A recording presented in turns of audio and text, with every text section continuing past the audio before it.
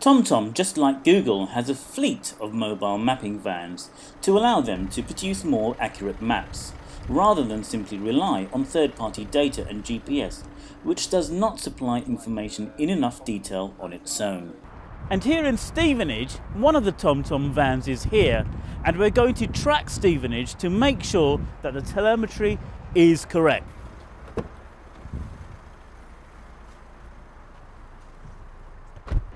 The sensors on the TomTom van are cutting-edge technology. There's a various array, and the configuration changes from van to van depending on the purpose of that specific van. What you see on the one behind me is, first of all, the camera, which is mounted high on the mast. That's what we call a 360-degree ladybug camera, and that's taking images in 360 degrees at 8-second intervals in town and 10-second intervals on the motorway. Also, you can see some strange black boxes. These are laser scanners, which are mapping a 3D image of the world around the van.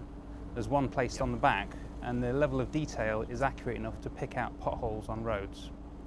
The van's also fitted with differential GPS, so that's more accurate than the normal GPS.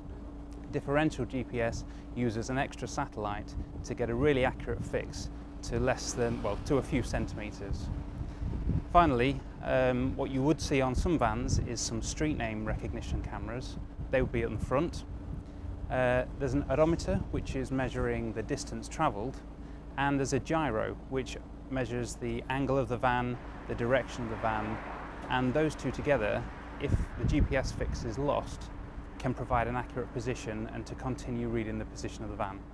So Scott, tell us, how would I as a user notify TomTom of any change in my local environment? Perhaps maybe a street name might have changed.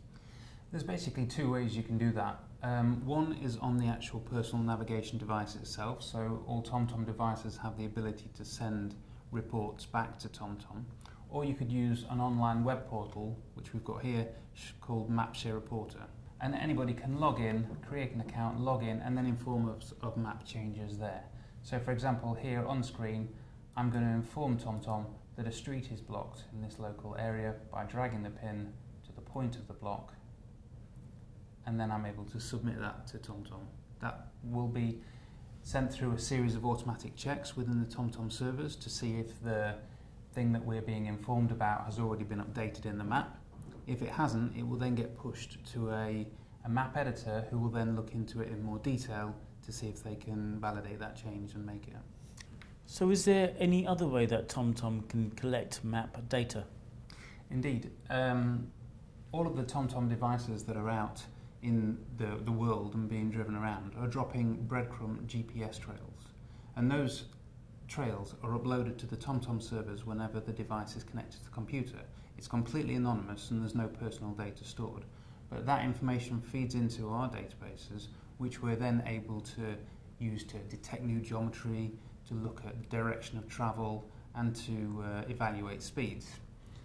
As you can see on screen here, I'm going to bring up something called a heat map, and the heat map shows the amount that the roads are driven. As you can see, the blue is the roads that are local small roads and obviously are driven less frequently. Yeah. And then the higher class roads turn into green and then to red in colour, and that's a heat map. We're also able to tell the direction of travel. So with an average DTRF, we can see in which direction vehicles are travelling at any point. You can see that the green line indicates that the direction of travel is in this direction, and purple in the opposite.